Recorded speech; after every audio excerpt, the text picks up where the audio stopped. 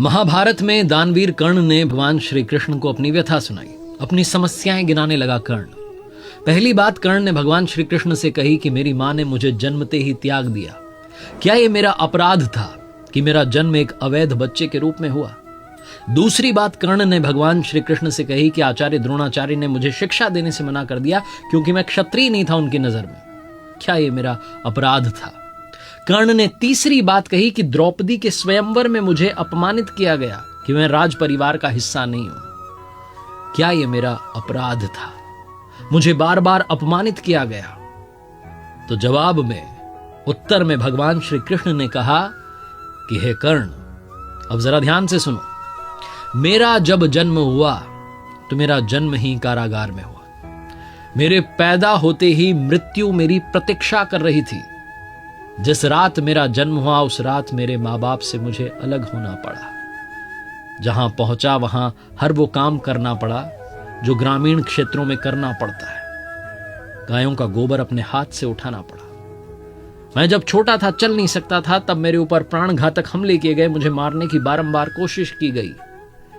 ना मेरे पास शिक्षा थी, ना गुरुकुल था बचपन में, ना कोई महल था, ना कोई विशाल सेना थी, लेकिन तब भी मेरा मामा मुझे अपना सबसे बड़ा शत्रु मानता था। और जरासंध के प्रकोप की वजह से फिर मुझे यमुना पार से चलकर समुद्र किनारे द्वारका में जाकर बसना पड़ा, अपने परिवार को ले जाकर। मेरे भी जीवन में चुनौतियां लगातार रहीं, अन्याय होता रहा। जीवन में कितनी बार अन्याय हो रहा है ये महत्वपूर्ण नहीं है। जीवन में कितनी बार अपमानित किया जा रहा है ये महत्वपूर्ण नहीं है। महत्वपूर्ण यह है कि आप उस अपमान का, उस अन्याय का जवाब कैसे देते हैं।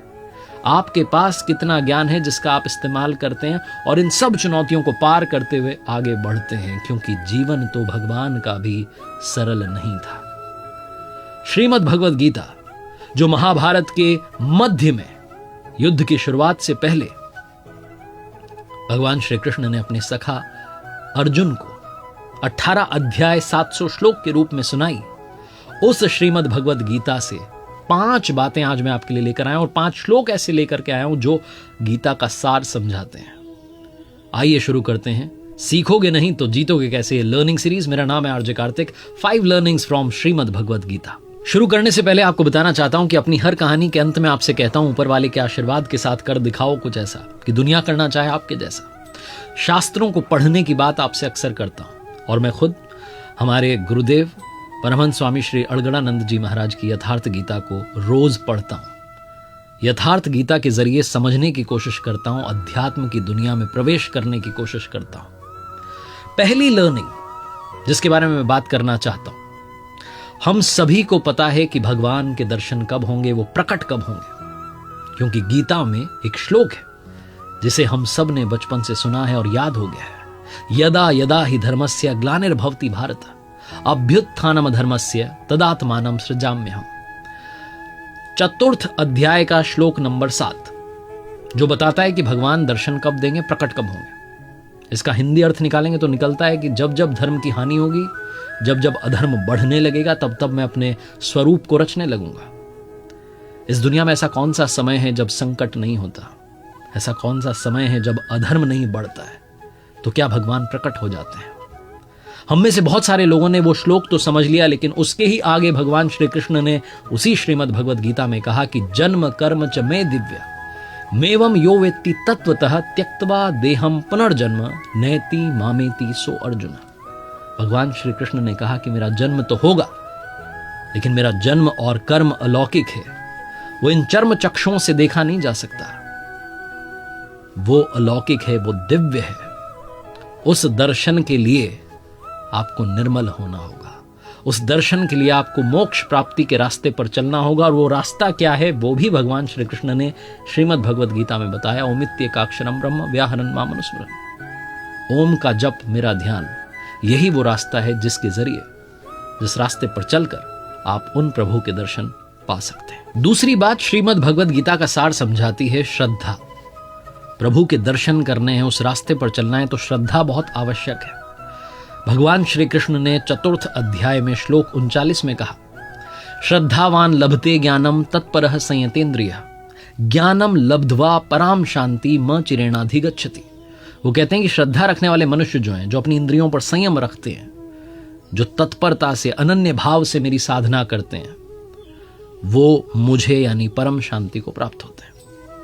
भगवान श्री कृष्ण ने आगे श्रीमद् भगवद गीता में 9वें अध्याय में श्लोक 26 में एक बात और कही कि पत्र पुष्प फल जल जो भी अर्पण कर रहा है श्रद्धा भाव से, उसे मैं प्रेम सहित स्वीकार करता हूं।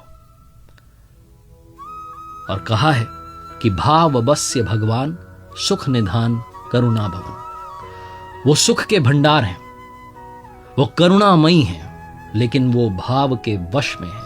जहां भाव है वहां भगवान है।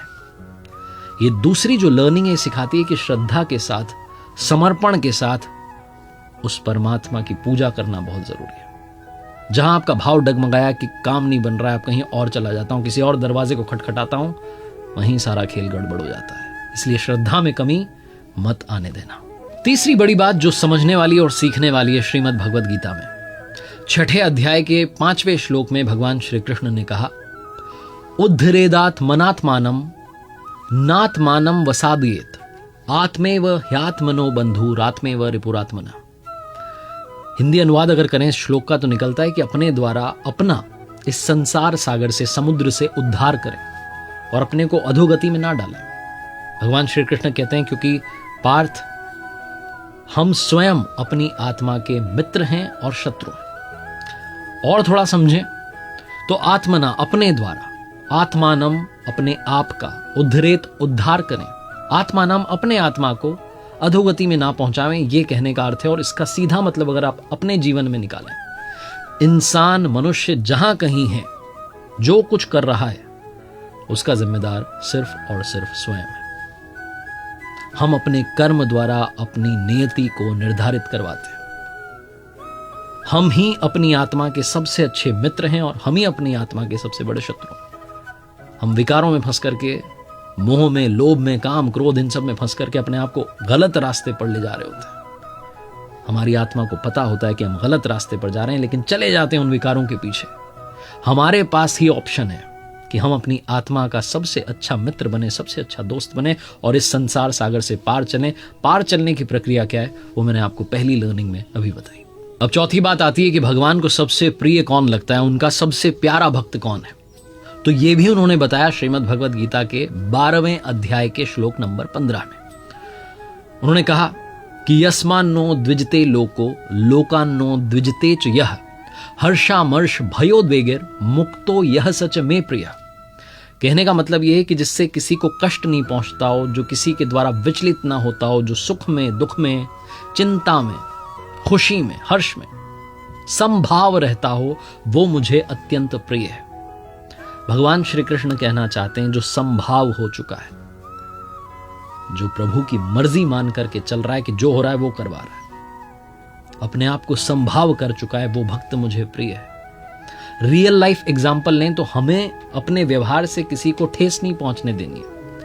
हमारी बातों से कोई उदास ना हो जाए, हमारी बातों से कोई परेशान ना हो जाए, इतना तो हम कर ही सकते हैं। अपनी वाणी में संयम तो ला ही सकते हैं। लेकिन दुनिया में लोग कोशिश करेंगे आपको पिंच करने की, आपको गुस्सा दिलाने की, आपको क्रोधित करवाने की, आपसे उल्टा सीधा बुलवाने की, लेकिन उनसे बचना है। जब हम ड्राइव कर रहे होते हैं, सड़क पर होते हैं, रॉन्ग साइड से कोई चला आ रहा होता है, पी करके चला रहा होता है, धुन में चला रहा होता है, उससे अपनी गाड़ी बचाना, अपनी जान बचाना भी हमारी जिम्मेदारी है। बस इतनी सी बात है। और अंत में सबसे महत्वपूर्ण बात, जब आपको लगे कि सारे रास्ते बंद हो गए, अब तो कुछ समझ में ही नहीं आ रहा क्या करना है, तो इसका भी सल्यूशन दे दिया।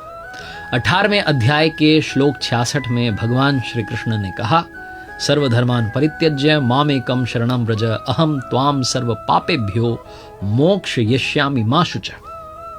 कहने का मतलब कि सभी धर्मों को छोड़ करके मेरी शरण में आ जाओ, मैं तुम्हें सभी पापों से मुक्त कर दूंगा। इसमें कोई संदेह नहीं है, कोई शंका नहीं है।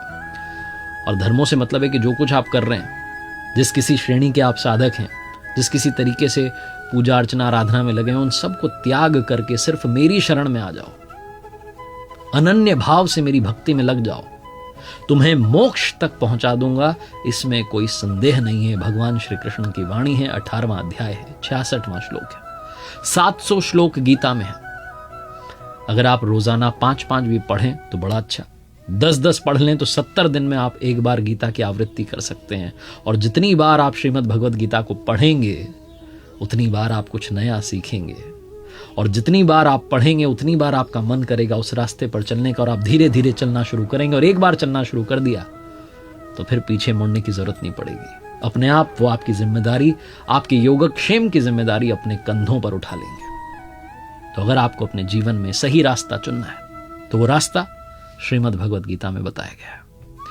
एक बार फिर से वही बात कहूंगा जो अक्सर आपसे कहता हूं, ऊपर वाले के आशीर्वाद के साथ, अपनी मेहनत और अपने परिवार के प्यार के साथ कर दिखाओ को जैसा कि दुनिया करना चाहे आपके जैसा। देखिए मेरे साथ हर सोमवार सुबह 9:30 बजे एक नई कहानी और हर शुक्रवार सुबह 9:30 बजे लर्निंग सीरीज का एक नया वीडियो।